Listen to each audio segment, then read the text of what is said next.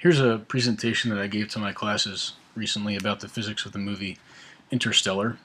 Just a heads up, there will be spoilers here. I'm not going to give away entire sections of the plot or even the main plot, but I will be talking about specific events in the movie. And so if you see it, you might recognize a scene and you'll know what's going to happen. First thing to talk about is the physicist, this man named Kip Thorne. He's a theoretical physicist. He's worked on black holes. He is the authority, probably worldwide, on gravitation and black holes and that part of modern physics. He wrote a popular book called Black Holes and Time Warps, which is where I got a lot of information for this. And he's also written textbooks on gravitation. And if you read this book, Black Holes and Time Warps, you'll notice some similarities between it and the movie. One of the reasons is probably that he was also one of the executive producers of the movie. He's still around. He was with the movie makers, helping them produce it, help them make it, get the physics right, and everything. In fact, the scenes of the office of the scientist the walls are all blackboards. The equations that are there were written by Kip Thorne, so those are real equations. The main topic we're going to talk about is black holes. And we're going to talk about the history of them and what they are and how they work. So just some basic background. If you take a ball and you throw it into the air, it'll come back down. If you throw it faster, then it'll go higher. Theoretically, if you threw something fast enough, it would never come back down. And how fast you have to throw something in order to get it to never come back down depends on the strength of gravity. So the stronger the gravity, the faster you have to throw that object for it to never come back down.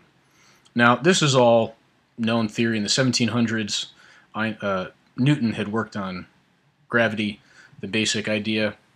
They knew or thought that light was a corpuscle or a particle, and they knew the speed of light. They had calculated it by observing the moons going around Jupiter. And so they had this idea. Could something have so much gravity that the escape velocity would be greater than the speed of light? So in other words, it would have so much gravity not even light could escape. And in 1783, a man named John Mitchell calculated the critical circumference that would not allow corpuscles, the light, to escape. But that idea didn't last very long. There was not really much of a way to test it or find out any more about it. And then in the 1800s, they discovered that light was actually a wave. And since it was a wave and had no mass, it was not affected by gravity. Later on, they found that light is a wave and a particle, but since the particle had no mass, it would still not be affected by gravity. Until 1915, when Einstein said that this is not true. The reason can kind of be thought of this way. In Newton's theory of the universe, space and time are two separate things, and they're also separate from the masses, these large objects like stars or black holes or planets. It's as if those objects are marbles or large balls on top of a flat surface, a flat table or something like that. Einstein said that matter and space actually interact with each other, and that space and time are one fabric. So instead of talking about space and time as separate things, we talk about the one space-time and that fabric. In Newton's theory, a marble would kind of be like putting on a flat green. Something goes in a straight line just across that flat surface.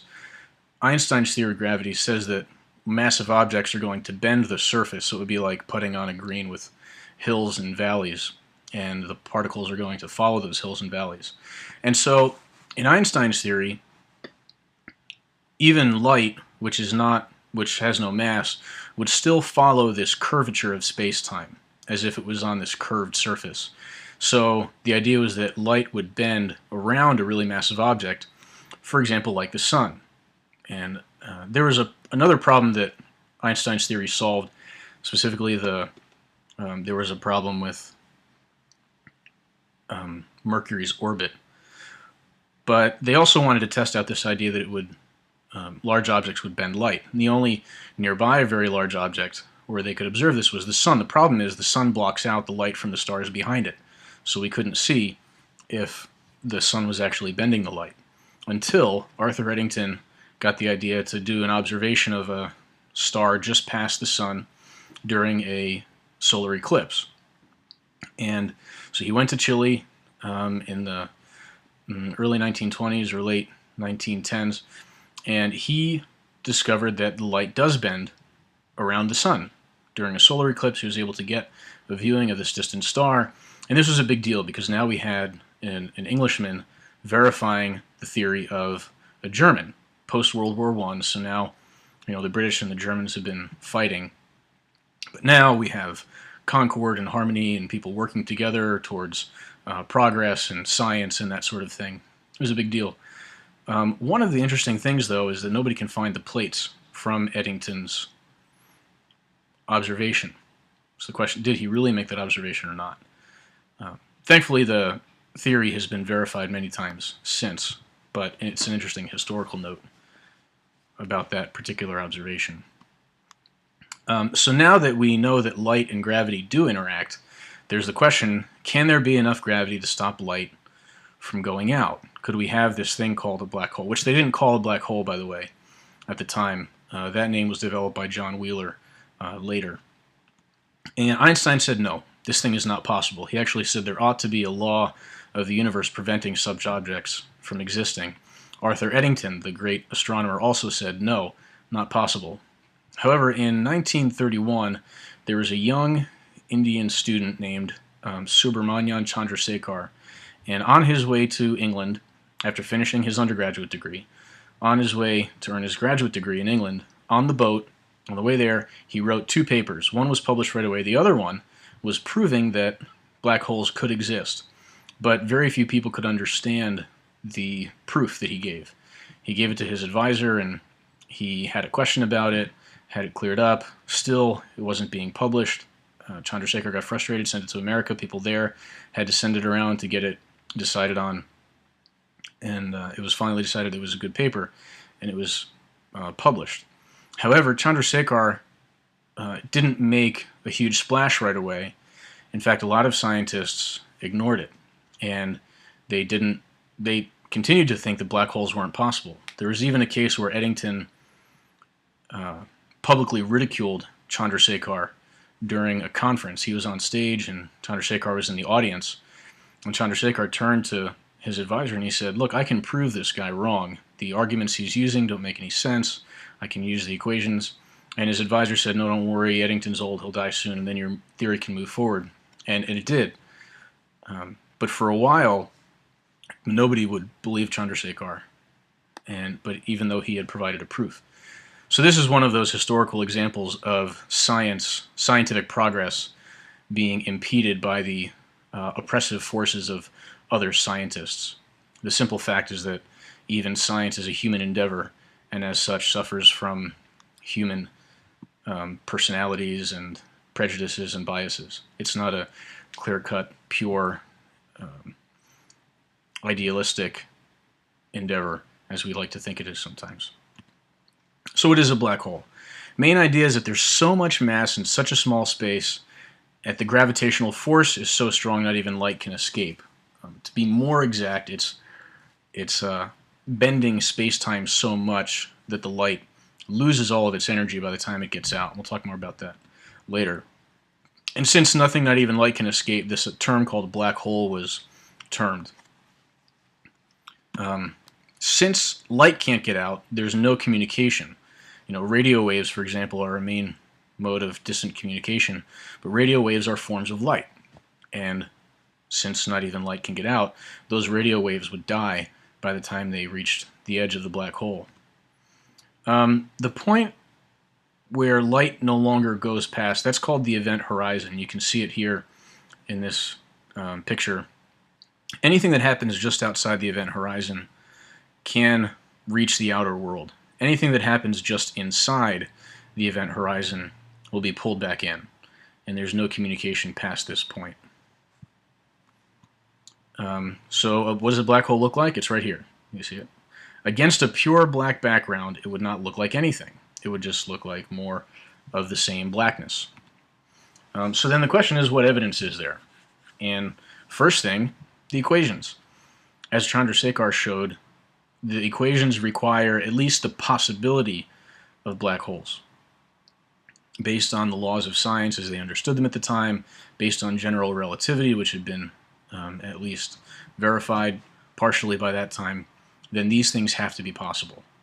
And that brings me to an important parenthetical but profound remark about the nature of science and math. The fact that math can be used to describe the natural world is a really startling thing. It doesn't have to be that way. And scientists who write about these things will often comment on how profound this really is. That we can do algebra, which is an abstract thing, and just by doing math, that can describe reality, but also by doing math, we can come up with new things about reality. We can make predictions based on the results of equations. It's a really mind-blowing idea, this relationship between math and science, and it doesn't have to be that way. It's not a trivial thing. As if 2 + 2 = 4. Once we define those things, then it's trivial. That has to be the case that 2 + 2 is 4. But this doesn't have to be that way. And it's something that scientists often marvel at. Back to the evidence for black holes, there's also a thing called microlensing. If there's a black hole in between a distant star and the Earth, what will happen is the light going directly towards the Earth through the black hole will get, quote, sucked up, sort of, in the black hole. But the light going just past the black hole will actually be bent around the black hole, and then this star will appear brighter on Earth because the light has been bent. It's been focused, you could say, like a lens. See the word lens in here in microlensing. And this has been observed. We've even seen distortion of light from distant galaxies. And the evidence, or the explanation, is this microlensing, that there's a black hole in between. Also, we see revolving objects. At the center of our galaxy, it's close enough that we can see some of the stars going around. And these are whole stars, things like or much larger than the sun, revolving around some central object. The central object isn't seen, and so it's inferred that that must be a black hole, exerting an incredible gravitational force. Also, feeding black holes have been observed. When a black hole is pulling things in, there are a couple of visible objects. One is what's called an accretion disk. And this is not a real image. I made this image myself on my laptop. But around the black hole, there's this accretion disk. It's sort of like, our solar system is a disk. It's, according to the laws of physics, it's just the best way for things to rotate. It's just the, galaxies form disks. The rings around Saturn form a disk. And these particles, whatever they are, gas particles, other objects, as they're being pulled in, they're traveling at extremely high velocities, near the speed of light, and they're colliding with each other, and so giving off incredible amounts of radiation. And so these accretion disks can actually be very, very bright, even brighter than stars, which brings us to a point how there could be life-sustaining planets potentially around a black hole. And a black hole doesn't produce light, which is true, but the matter going around the black hole would produce enough light to potentially support life on planets that are also revolving in stable orbits around that black hole. Some of these come in and some of these particles come in and are so energetic that they get shot out. Instead of going outward where they would run into other things here, they go kind of up and down, you could say, and they form these jets that go on for sometimes hundreds of light years with very high radiation. These, if there's a feeding black hole at the center of a galaxy, sometimes they're so bright they're called quasars, and they're the brightest objects in the universe. So what's inside a black hole? We don't know. Again, we can't communicate with anything inside. Nothing can get from the inside to the outside, and therefore we just don't know what's in a black hole. In fact, there are debates about whether or not the inside of a black hole is even part of our universe. Some scientists like to talk about the universe as simply what can be observed. And so if we cannot observe what's inside a black hole, then that's not part of our universe, and therefore not even really a scientific question. Others would like to argue that we can, because we can use our laws of physics to at least make some predictions, and there is the potential that maybe we can get some information out of a black hole.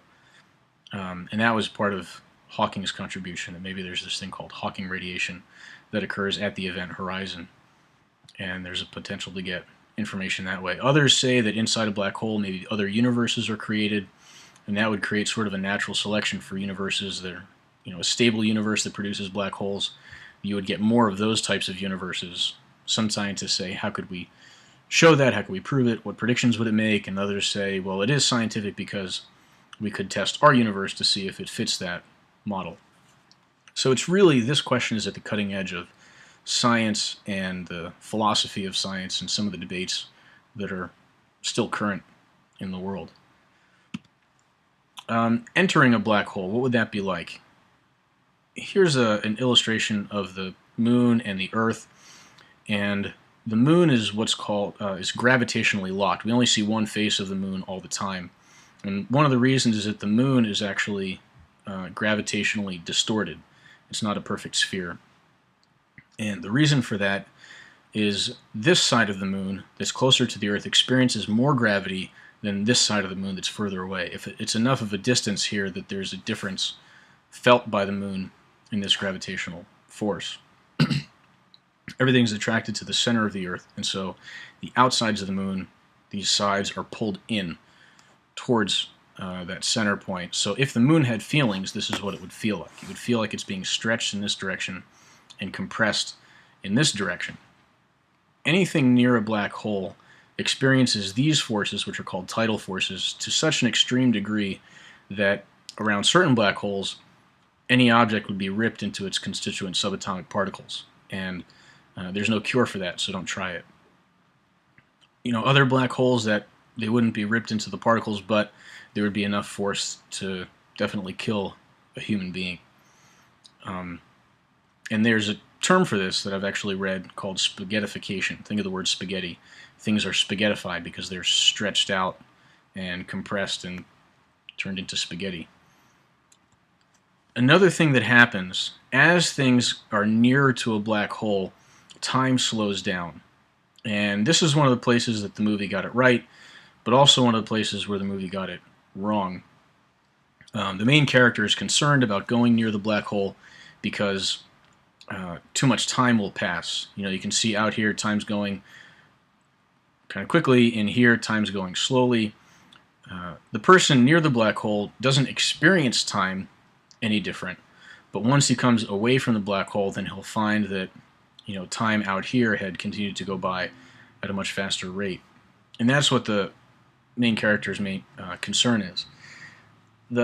As I was watching the movie, I wasn't sure if the Endurance, the spaceship, was also orbiting around that planet. If it was, then the Endurance would have experienced the same time delay as the people on the planet. Being near the planet itself doesn't make any difference to this time delay. It would just be being near the black hole. And, they may have known about that, but just bent it for the sake of the plot. The other planets as well, being in really any vicinity in the black hole, there's going to be some time delay. And also, as the main character enters the black hole at one point, he would have experienced a greater time delay from that than anything else. As he's entering that black hole, potentially thousands of years would have gone by in the outside universe. And that isn't what happens in the movie. Also, because of this effect of the time slowing down, anything that goes into a black hole, if a person went into a black hole, for example, and safely, he'd be able to look ahead of him and see everything that entered the black hole since it became a black hole. And he'd be able to look behind him and see everything that would fall into the black hole after him. And again, the reason is, even though an outside observer would see things entering that black hole thousands of years apart, for him it would be a matter of only maybe a few seconds or something like that. This idea about what happens with light and time helps to illustrate what's actually happening with light. Light can't go slower than the speed of light. It's still, all light travels at the same speed, And so it's not as if the light particles are actually being slowed down. Instead, what's happening is that the light waves are stretching. Light waves are characterized by their wavelength, and so that's and the period. The period is the time it takes a light wave to go up and down one time. And so near the black hole, the time to go up and down once is a different time from what it would take to go up and down here. 1 second here could be hours here. And so as these light particles go out, they're taking longer and longer to do one up and down. As the up and down time gets longer, then the wave gets stretched out and it loses energy.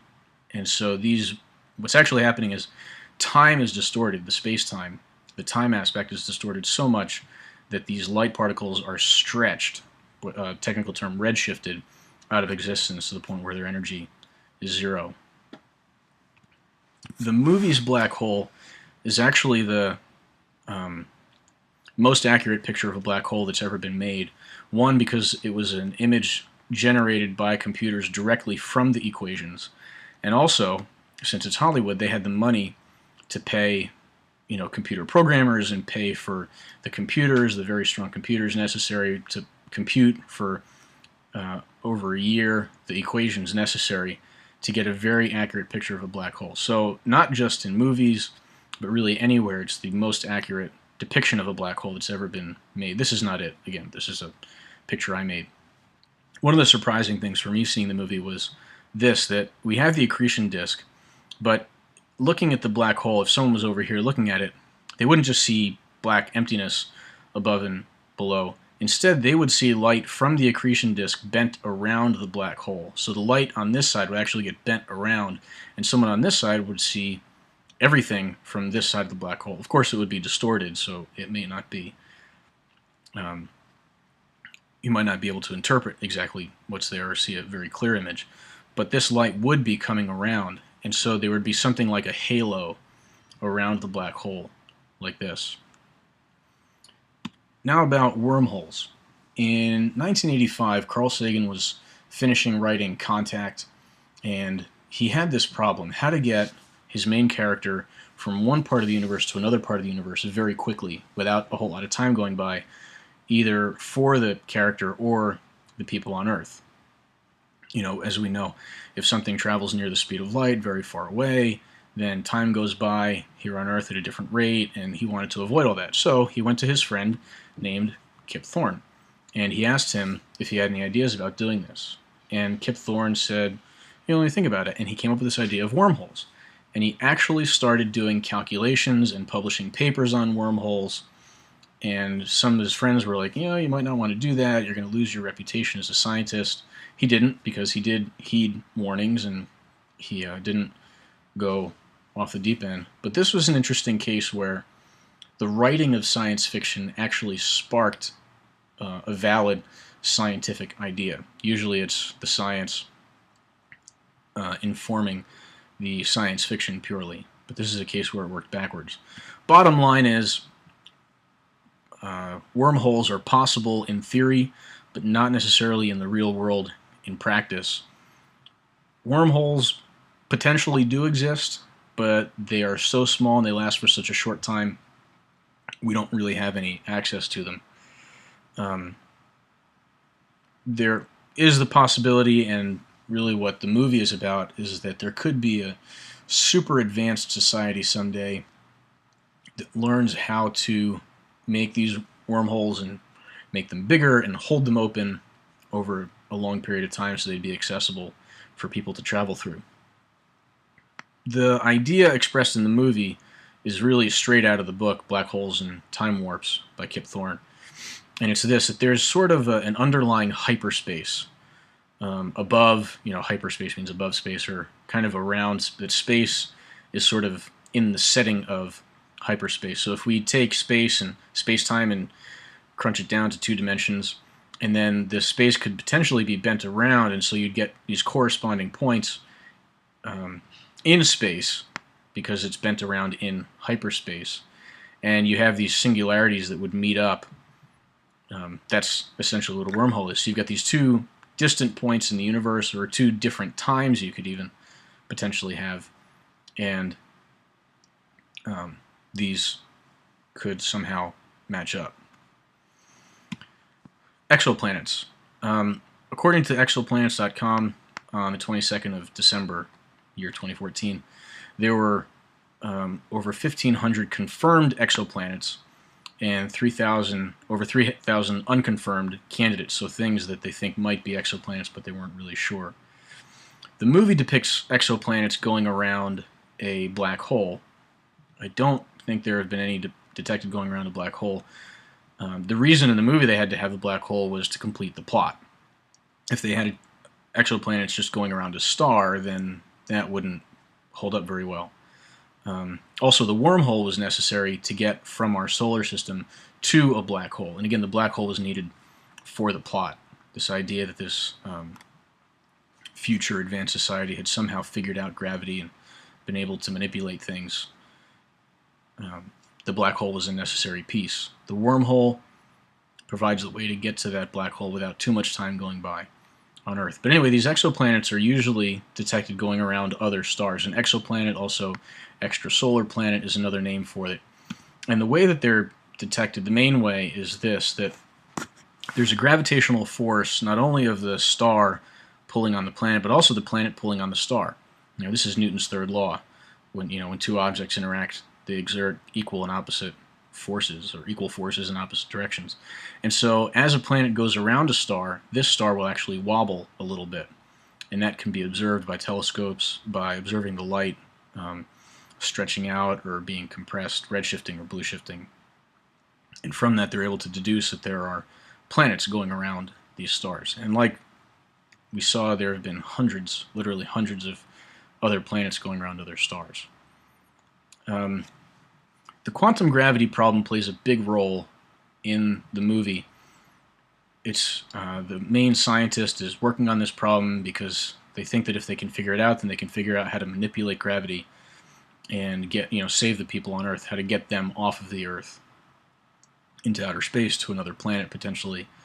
And the problem is basically this: there are two very accurate theories at the moment. This is a real problem in science, by the way. This isn't just science fiction. There's quantum mechanics, which is incredibly accurate, and there's general relativity, which is incredibly accurate. Problem is they don't get along. When you put the two together, you have equations solving to infinity, which is not allowed. And so string theory is one of the attempts to solve this, but there haven't been any testable predictions made by string theory yet. And so this is a problem currently in science. Just a couple quick things about the basic physics in the movie. There's no way to artificially create gravity. Gravity results from mass, at least as we understand it right now. So in order to have the gravity of the Earth, you need the mass of the Earth, or something more dense, but a smaller radius. And so, but what we feel is not so much gravity. What we feel is the floor pushing back up on us. And so the way to potentially simulate gravity, again, not create artificial gravity, but simulate it, would be to have something spinning around, which is shown a couple times in the movie with, an advanced society in sort of a big cylinder that's rotating, but also on the Endurance. The Endurance is a spacecraft. It has sort of these pods all around. And as it spins, as anything like this spins, the floor is going to pull in with this, what's normally called centripetal force, which is really just an applied force. It's not a specific kind of force like gravity or the strong force or electromagnetic force or anything like that. And so spinning in space is one way to simulate gravity. And it's hard to keep track in the movie of all the times where there actually is spinning taking place. It seems like when they first come back to the Endurance after being on that first planet, it's not spinning, and yet they're walking. And so, if you see it again, keep an eye out for places where they're walking around the spaceship with this simulated gravity, but they're not actually spinning at the time. Another interesting thing, it's kind of a nitpicky point. Again, all these things I'm sure they knew about, but they had to change for the sake of the plot of the movie. As the Endurance is spinning, it has a specific axis of rotation. In other words, right through the center, this thing would be spinning. However, at one point, a part of the endurance gets blown off. And if that happened, then as this thing is spinning, it would be on a different axis of rotation. As they're trying to reconnect to the endurance, it shows the endurance spinning very quickly, but all about that single axis. As if nothing had changed about the inertia or the makeup of the endurance. Instead, what would be happening as this thing was spinning very quickly is that it would be wobbling back and forth, and reconnecting really would have been impossible. But again, for the sake of the movie, I'm sure they changed that, and it would have drastically changed the plot and the possibilities in the movie had they been true to that particular piece of science. So anyway, those are the main points I wanted to make about the physics of the movie Interstellar. I hope you enjoyed it, and I hope you enjoy the movie.